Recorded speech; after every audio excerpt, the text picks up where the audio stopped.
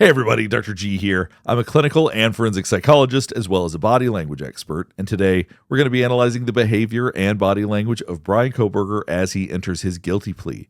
Bryan Kohberger is admitting guilt to the murder of 4 Idaho University students. Before we get started with this, couple of quick things. One, I wanted to make sure you know this is not a psychological evaluation of any kind. These are just my opinions. In addition to that, I do want to remind you to like and subscribe if you want to see more content just like this. All right, let's go. So I know the quality is not stellar, but we are going to be watching clips of Bryan Kohberger during his change of plea hearing. Let's just jump right in.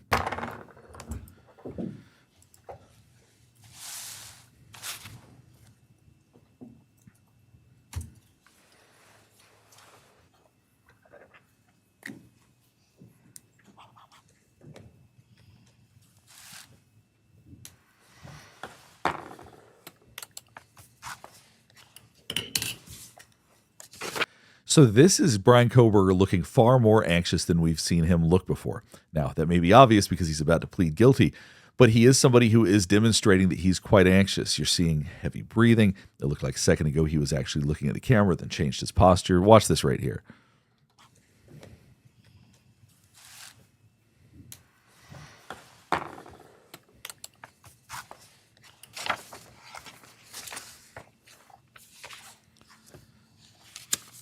You can also see him rocking in his chair. He's moving his mouth. Lots of anxiety today, which is interesting because we really haven't seen that from him before. We've seen a little bit of body language here and there, but we have not seen him looking stressed like this. We haven't seen him need to move around this way. All right, this is CR 0124316665. Defendant is present in custody with counsel. Miss. I want to point out that there have been calls by some for the public to contact me and my office in an attempt to influence my decision-making in this case. This has been extraordinarily disruptive for court staff and the ability for them to get work done, not only in this case, but in other cases where defendants are entitled to. If you look at Bryan Kohberger's body language, it really is reminiscent of Chad Daybell. Chad Daybell is remarkable in his ability to sit still and to just stare straight ahead. And we're seeing a lot of the similar body language in Bryan Kohberger. Not that I'm criticizing it, it's appropriate for court. I'm not saying he shouldn't be doing that, but typically people feel more and we just see more body language spill out. So it's interesting that he has what I consider remarkably similar body language to Chad Daybell in that way. All right, Mr. Kohberger, I need to ask you some questions this afternoon, or I guess it's this morning still. I do this to ensure. It's interesting that despite what he has done, he is somebody that appears to want to follow the rules in this way. You can see him very precisely scooting back his chair, I guess, in case he needs to stand up. And so you can see he is very rigid in his behavior. I know a lot of people talk about the fact that he has an autism spectrum diagnosis. And in some ways, when people say, does that affect his body language? Not really for the most part. But in these ways, it does. That kind of precision and rigidity can be associated with issues like that.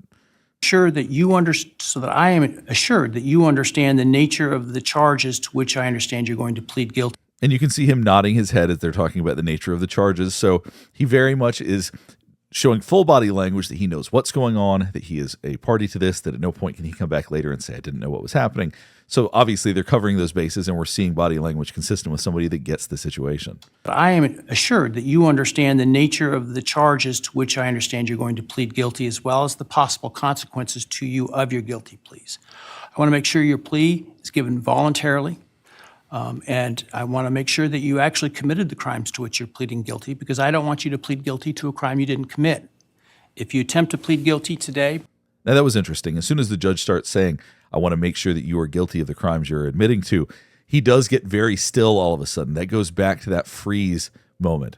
Even though he's going to be admitting to it, I think that's going to be very challenging. And his immediate reaction was to stop nodding his head and to freeze in that moment. And I want to make sure that you actually committed the crimes to which you're pleading guilty, because I don't want you to plead guilty to a crime you didn't commit. If you attempt to plead guilty today, but for some reason I don't accept your plea, then it is possible that your statements today could be used against you later at trial. Do you understand that? Yes. All right, thank you. And now, while you're standing, actually, why don't you take the oath from the clerk? Do you solemnly swear or affirm that the testimony you shall give in the matter not being Similar to as he's been seated, he is very rigid. That is just sort of how his body seems to operate. Once again, as he's standing, his body language does tend to be very rigid and very precise. before this court shall be the truth, the whole truth, and nothing but the truth, so help you God. Yes. All right, and Mr. Kohberger, just to make it easier, you don't need to stand when you speak to me. I appreciate the sign of respect, but for convenience, you can remain seated, all right? Continuing to see the head nods, continues to be engaged. All of those are positive signs for anybody that wants this plea deal to go through. Before I start asking you questions today, have you consumed substantive questions? Let me ask you, have you consumed any alcohol, drug, or other intoxicating substance that would impair your ability to understand or exercise reasonable judgment? No. You feel like you are thinking clearly today? Yes. All right, I want you to understand what The importance of those questions, I know it may seem silly or unnecessary, but when you have somebody who truly is disconnected from reality, when you have somebody that's psychotic or somebody that's acting up, they're not able to behave in the way that Bryan Kohberger is right now. So we're getting confirmation after confirmation that he is of sound mind. He is able to actually engage in this process.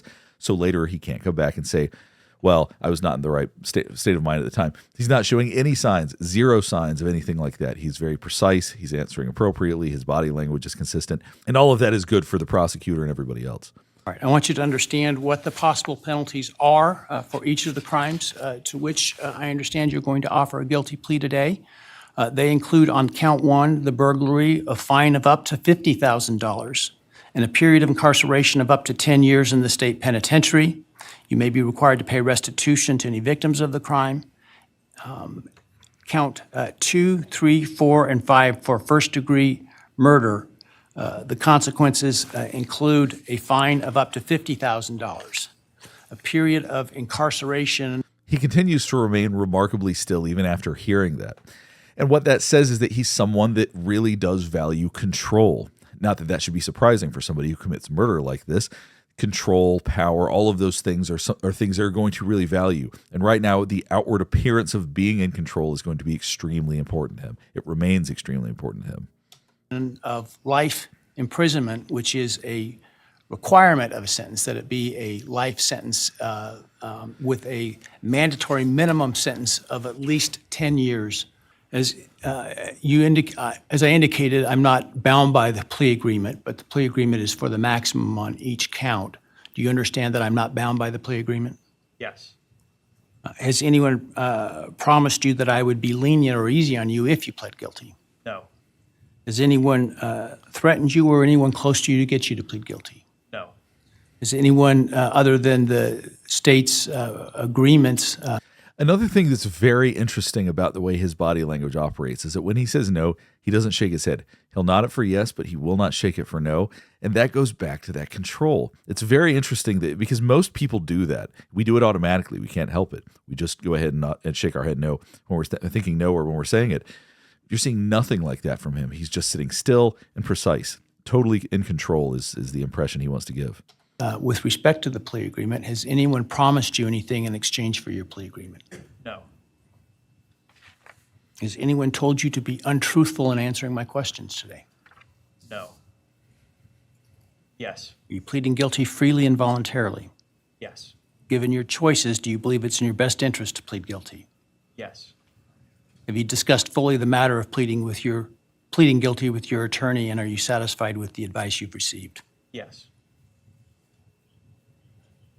Has your attorney advised you to your satisfaction about what your rights are, what your defenses may be, and what the possible consequences to you of your guilty plea are? Yes. Has your attorney done everything you've asked them to do? Yes. Are you satisfied with their representation of you? Yes. Now, that had a more emphatic yes. He does seem to really like his attorneys.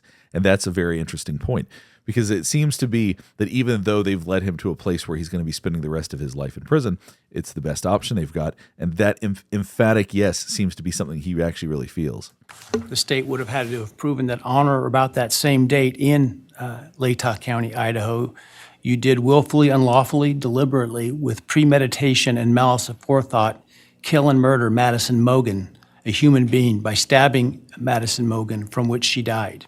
As to count 3, the state would have had to have proven that on that same date in Latah County, at that same address, Idaho, you did willfully, unlawfully, deliberately, with premeditation and malice aforethought, kill and murder Ethan Chapin, a human being, by stabbing him, from which he died. Do you understand those things the state would have had to have proven? Yes. And do you understand? So we're continuing to see the same precise body language. Any anxieties that may have shown up at the beginning are completely gone now. At this point, he is only showing you what he wants to show you, and we're not seeing anything in the brow, anything in the face. I know the quality is not great, but typically, even if somebody's experiencing anger, sadness, whatever, you're still going to see some of that, and you're not seeing anything right now. He's just being very precise and very controlled. I want to also make, for the record, the defendant has provided with the guilty plea advisory form a document entitled Written Factual Basis that purports to have the defendant's signature dated 1 July 2025. Did you sign that document? Yes. And did you agree with the written factual basis that is included there? Yes. Once again, you're seeing that strong emphasis on these. This is something he feels more. He may feel pride over the facts that were written down in that document. I know, as disgusting as that is to say, for whatever reason, he's responding more emphatically to this than the other things. On November 13th, 2022, in Latah County, state of Idaho, kill and murder Madison Mogan, a human being. Yes. And did you do that willfully, unlawfully, deliberately, and with premeditation and malice aforethought? Yes. Right now, we're seeing no shame, no anxiety, no guilt, no remorse. You are getting absolutely nothing. It's very similar. I was on Court TV last night, and it's actually very similar to a clip they showed of BTK when he was talking about his crimes. Very matter of fact, very precise, really focused on his own intellect, so there was no emotion to be seen there. And that's very similar to what we're seeing here. There's nothing remorseful or anxious or sad or anything like that we're seeing at all. Did you honor about that same date in Moscow, Idaho, kill and murder Kaylee Gonzalez, a human being? Yes. And did you do that willfully, unlawfully, deliberately, and with premeditation and malice aforethought? Yes. And did you, on that same date in Moscow, Idaho, kill and murder Xana Kernodle, a human being? Yes. And did you do that willfully, unlawfully, deliberately, with premeditation and malice aforethought? Yes. And did you, on that same date in Moscow, Idaho, kill and murder Xana Kernodle, a human being? Yes. And did you do that willfully, unlawfully, deliberately, with premeditation and malice aforethought? Yes. Look at how unbroken his gaze is as he's looking at the judge. Typically, imagine having a conversation with somebody and you just stare at them too long. Eventually, you're going to look away, you're going to look around. It starts to feel uncomfortable. He doesn't seem to have those thoughts and feelings. He just stares, and he is able to not break his stare. It's just really remarkable how intense it is. And then on or about November 13th, 2022, again in Latah County, Idaho, did you kill and murder Ethan Chapin, a human being? Yes. Did you do that willfully, unlawfully, deliberately, with premeditation and malice aforethought? Yes. This type of unfeeling coldness, you get this from psychopaths who commit murders like this. You cannot murder 4 people, talk about it, be confronted with it, and be able to stay this calm unless you are able to suppress emotions or don't have emotions that are as intense as most people's, at least not when it comes to remorse and guilt and those sorts of things. Because most people would not be able to tolerate this. So his matter-of-factness about this really does tell us a lot about how he functions. I would ask the state at this time to provide its recitation of its factual basis had this case gone to trial. That back in March of 2022, when the defendant was residing in his parents' residence or was residing back in Pennsylvania, his home state, he purchased online a K-bar knife and sheath with an Amazon gift card that he had purchased shortly prior to the purchase of the knife, sheath, and sharpener. Jumping ahead, the end of June of that year, the defendant, Mr. Kohberger. I know I keep repeating this, but if you just look at his intensity, there's a lot of trials that if you watch going over facts or talking about these things, people will look down, they'll look away. He wants to be in it. He wants to get every single detail. And that's not true of everybody. Were moved from Pennsylvania to Pullman, Washington, which is right across the state line from Moscow, Idaho, for the purpose of pursuing a PhD in criminal justice at Washington State University. The state's evidence would indicate that beginning July 9th of 2022, Mr. Kohberger's phone began connecting to a cell tower that serves the area of the 1122 King Road residence in Moscow, Idaho. Now, I will acknowledge for the court and all present that there are many residences in that area. It's a dense population of mostly college-related. If you look at everybody around him, like look at the attorney to our left, his right, she'll look up at the attorney speaking, then look down, then look back up again. And that's pretty much the pattern you see with normally functioning people. Bryan Kohberger has not moved. He is just listening intensely, taking everything in. He may enjoy it to some extent, hearing about what he's done, hearing people describe it and talk about it openly. There may be some degree, especially now that he's pleading guilty, he may enjoy this to some extent. What we're going to see is his continued stare. So we're going to skip ahead a little bit as they describe the facts of the case. So as I fast forward for just a couple of minutes, I want you to pay attention to the way that Bryan Kohberger is sitting versus everybody else around him. Just watch the natural flow of people as I fast forward.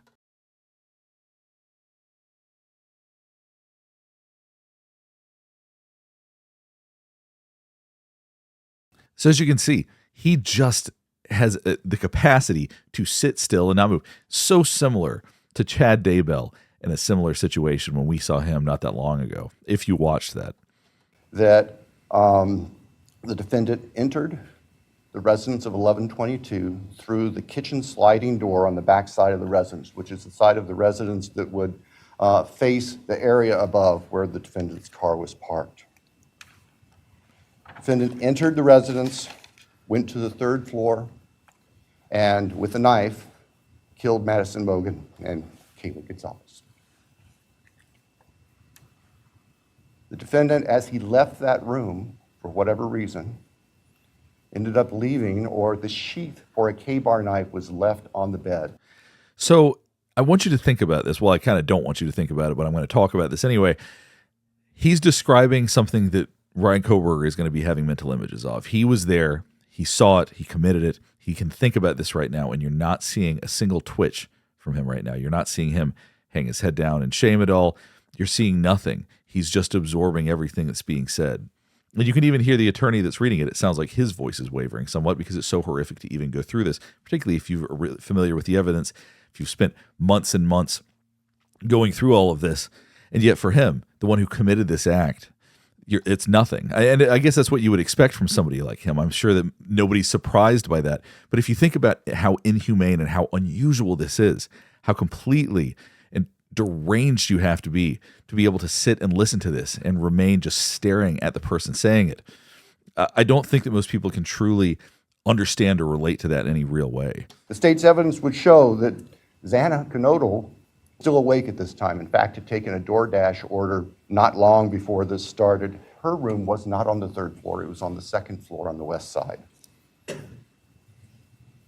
As the defendant was either coming down the stairs or leaving, he encountered Xana, and he ended up killing her, also with a large knife. Ethan Chapin, Xana's boyfriend, was asleep in their bedroom, in her bedroom, and the defendant killed him as well with a large fixed-blade knife. Each victim suffered multiple wounds and saw the defendant, who was dressed in black with a black balaclava on, holding some sort of container in his hand. And she saw him leave the house through the direction of the kitchen where that sliding door is that I mentioned before. Working with the sanitation department back in this neighborhood in Pennsylvania, took trash that had been set out on the street for collection, sent the contents of that from the Pennsylvania residence of the defendant's parents to the Idaho State Forensic Laboratory, where the lab experts there. Now you're seeing your first real response during this whole read of what happened. You saw him licking the inside of his mouth, and now you're seeing him adjust himself. There's something about the idea that this is part of what identified him that really seems to upset him. That seems to be a very strong reaction. If you can listen to murder being described and not react, but then they're talking about them doing forensic analysis on your trash, and this is how you react. There really is something about that got to him. From the Pennsylvania residence of the defendant's parents to the Idaho State Forensic Laboratory, where the lab experts there were able to identify DNA on a Q-tip as coming from the father of the person whose DNA was found on the knife sheath that was next to Madison Mogen's body in the bed. We will not represent that he intended to commit all of the murders that he did that night, but we know that that is what resulted, and that he then killed intentionally, willfully, deliberately, with premeditation, and with malice forethought, Maddie Mogen, Kaylee Gonzalez, Ethan Chapin, and Santa Cruz. Thank you. Thank you.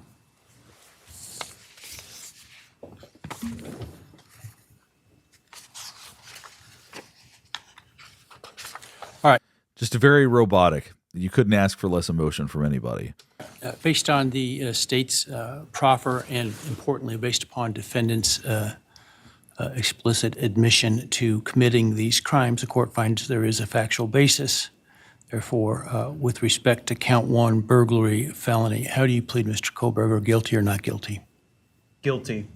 As to count 2, murder in the first degree, as it relates to the murder of Madison Mogen, how do you plead, guilty or not guilty? Guilty. As to count 3, as it relates to murder in the first degree for the murder of Kaylee Gonzalez, how do you plead, guilty or not guilty? Guilty.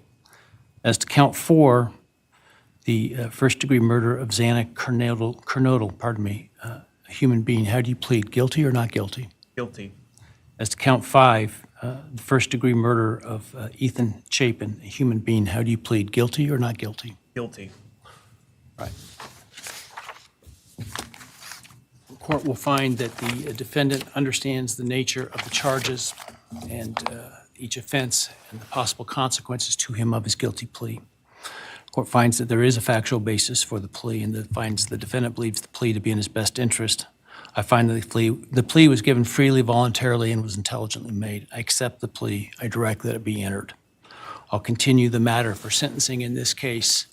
All right, we'll go ahead and stop here. It looks like on July 23rd, there's going to be the sentencing. We will certainly be watching that. And I know that this has not been entirely satisfying for all of the families. I know it's re-traumatizing them, that it's heartbreaking to see this and to see that he did not ultimately face a trial, didn't have to face a lot of what he did outside of what we saw today and outside of the prison time he's going to serve. But there's also no chance that he's going to be set free. There's no chance that some insane jury is going to somehow see him as someone who should be free, or that there's some crazy loophole. We're not going to see him walking onto the court steps, waving at people, having people cheer for him. There's no way any of that will happen. He will never have the opportunity to hurt anybody again. The fact that he's done it to so many people already is beyond tragic, but this does ensure that no family will ever have to suffer again like the ones who are currently suffering. And they shouldn't have to, but there is no good solution here. So personally, I think that for the sake of ensuring the safety of the public and ensuring that there is some price to pay for this, that this was probably the best decision that could have been made at this time. If you have any thoughts about this, or if there's anything else you want me to analyze, please let me know in the comments below. Last thing before we get finished up is I do want to remind you to like and subscribe if you want to see more content just like this. All right, thanks for watching.